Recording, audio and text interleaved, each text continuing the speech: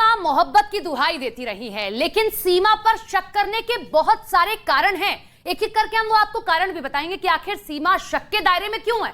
जांच एजेंसियों का दावा है कि सीमा ने अब तक की पूछताछ में जो भी जानकारी दी है वो जांच में सही साबित नहीं हुई है। सीमा पर फर्जी और गलत जानकारी देने का आरोप है। हम आपको सिलसिलेवार तरीके से बताते हैं दरअसल क्यों सीमा शक के घेरे में है। हर सर्टिफिकेट में उम्र अलग अलग है, जितने सर्टिफिकेट दिखा रही हैं उन सब में उम्र अलग अलग दिख रही है सीमा हैदर की। और इसके अलावा मोबाइल का डेटा भी डिलीट किया गया है। सीमा हैदर के मोबाइल और सोशल मीडिया का डेटा भी अलग अलग पाया गया है और कुछ डेटा को डिलीट भी कर दिया गया है। सीमा का एक मोबाइल फोन टूटा हुआ मिला है। ये कौन सा मोबाइल फोन है, कहां इस्तेमाल हुआ, टूटा कैसे, ये बड़ा सवाल। और देखिए कई सवाल इसलिए भी हैं कि पाकिस्तानी सेना से कनेक्शन होने का शक भी गहराता जा रहा है। सीमा हैदर का पाकिस्तानी सेना से कनेक्शन है, ऐसी बातें भी सामने आ चुकी हैं। जांच एजेंसियों को शक है कि पूछताछ में सीमा ने जो नेपाल का रूट बताया, जो तारीख बताई, वो गलत बताई जा रही है। यानी कि पूछताछ में लगातार गुमराह करने की कोशिश है और इसीलिए लगातार सीमा पर जो शक है एटीएस का वो गहरा रहा है। और अब सीमा हैदर से जुड़ी इस वक्त की 10 बड़ी खबरें आपको दिखाते हैं। सीमा हैदर केस में आईएसआई एंगल को लेकर जांच शुरू। खुफिया एजेंसियों को सीमा हैदर के नेपाल रूट से भारत आने को लेकर संदेह। सीमा हैदर के कोड वर्ड्स को डिकोड करेगी यूपी एटीएस। एटीएस की पूछताछ के बाद सीमा हैदर पर गहराया शक।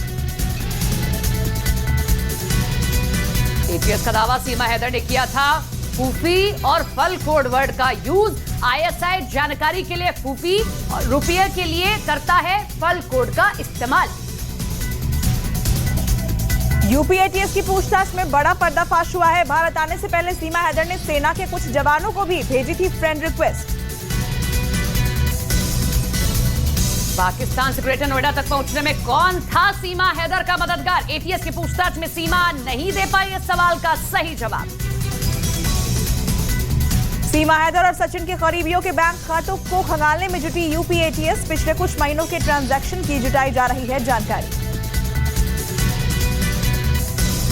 कल शाम 8:30 बजे तक सीमा और सचिन से एटीएस ने की पूछताछ के बाद सुरक्षा कारणों के चलते सीमा और सचिन को सेफ हाउस में किया गया शिफ्ट। केंद्रीय एजेंसी की जांच में 13 मई को सीमा का नेपाल बॉर्डर पार करने का दावा फेल। सोनाली सेक्टर और सीतामढ़ी सेक्टर में थर्ड नेशन सिटीजन की कोई जानकारी नहीं। सीमा हैदर के भारत में एंट्री को लेकर जांच तेज। 13 मई को नेपाल से आने वाली सभी बसों की सीसीटीवी फुटेज खंगाल रही है जांच एजेंसियां। सीमा हैदर के बयानों को वेरीफाई करने के लिए नेपाल जाएगी यूपी एटीएस। सीमा के द्वारा बताई गई लोकेशंस पर की जाएगी जांच।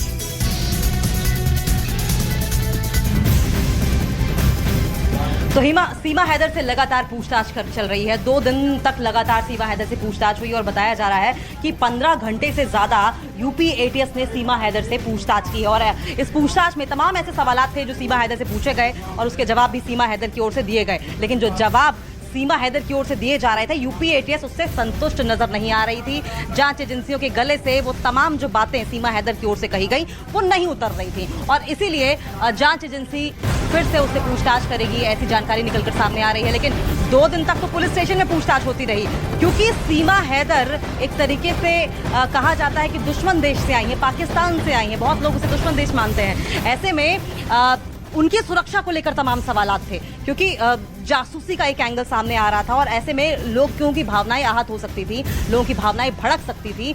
इसी के मद्देनजर 2 दिन तो यूपी एटीएस ने थाने में पूछताछ की, लेकिन उसके बाद उन्हें सेफ हाउस में रख दिया गया है। कहां रखा गया है इस बारे में कोई जानकारी नहीं है, लेकिन एक बात तो तय है, ये पूछताछ का जो सिलसिला है वो आगे भी जारी रहेगा जब तक तमाम सवालात जो है उनके जवाब नहीं मिल जाते। सीमा हैदर को लेकर कई तरह की बातें सामने आ रही हैं। इसके साथ ही सीमा हैदर के नेपाल रूट पर भी कई तरह के सवाल खड़े हो रहे हैं।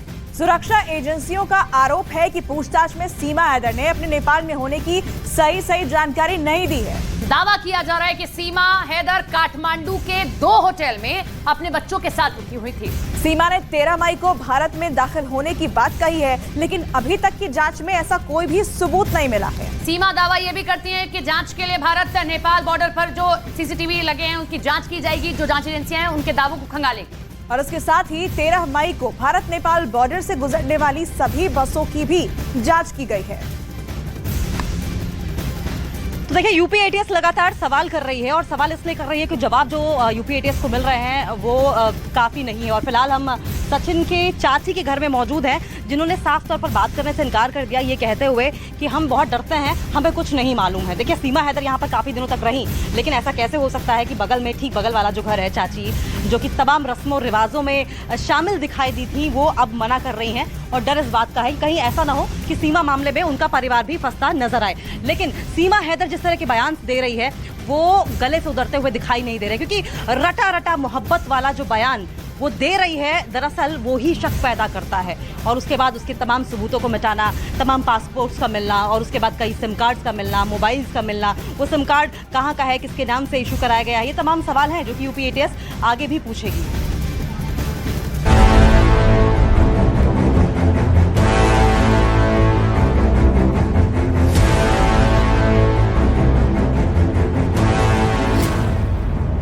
पिछले 2 दिन एटीएस ऑफिस में बिताए सीमा हैदर के वो 15 घंटे शायद उनकी जिंदगी के सबसे भारी घंटे साबित हुए होंगे, क्योंकि कोर्ट से जमानत मिलने के बाद जिस तरह से सीमा हैदर ने दुनिया के सामने खुद को पेश किया था, वो किसी अभिनेता से कम नहीं था। सरहद की सीढ़ियों को लांघकर भारत की जमीन तक पहुंचने में शायद सीमा को उतने सवालों का सामना नहीं करना पड़ा हो जितने इन 15 घंटों में एटीएस अधिकारियों ने उनसे किए। एटीएस सूत्रों का दावा है कि सीमा बेहद ही शातिर दिमाग की है। उससे जितने सवाल किए जा रहे हैं वो उतना ही जवाब दे रही है। भारत आने का मकसद सिर्फ सचिन से मोहब्बत बता रही है और जिंदगी हिंदुस्तान की सरहद में रहकर गुजारने का दावा कर रही है। 3-4 चीजें अहम यहाँ पर जानकारियां मिली है कि सीमा के सोशल मीडिया अकाउंट से और मोबाइल से डेटा डिलीट किए गए थे। सीमा सचिन के अलावा कई और लोगों से संपर्क में थी। सीमा का जो आई कार्ड था वह भी फर्जी था। इसके अलावा सीमा का जो लोकेशन था, जो उसने बताया था अपने बयानों को, वह लोकेशन पूरी तरीके से अलग है।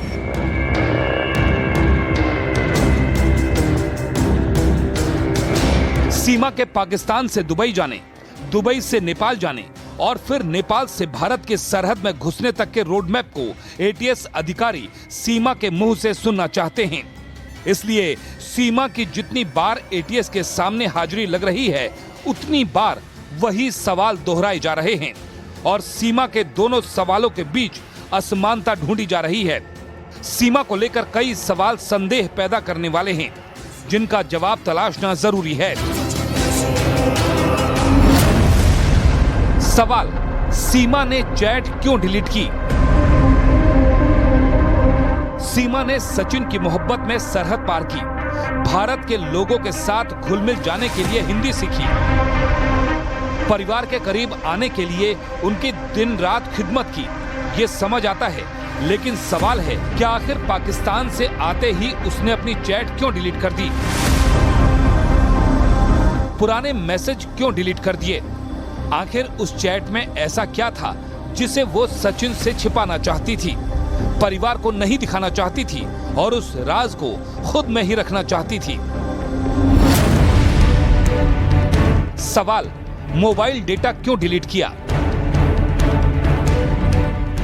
सीमा के पास से पुलिस को 4 मोबाइल बरामद हुए, एक टूटा मोबाइल और एक सिम भी मिला। लेकिन जब सीमा के मोबाइल को खंगाला गया तो उसमें से सारा डेटा डिलीट था। किसी भी तरह की कोई फोटो या जानकारी नहीं थी, जिसे रिकवर करने के लिए जांच एजेंसियां कोशिश कर रही हैं। सवाल, नेपाल में एसएसबी को कैसे चकमा दिया? भारत नेपाल की सरहद पर सशस्त्र सुरक्षा बल की टुकड़ी तैनात है, जो हर आने जाने वालों पर नजर रखती है।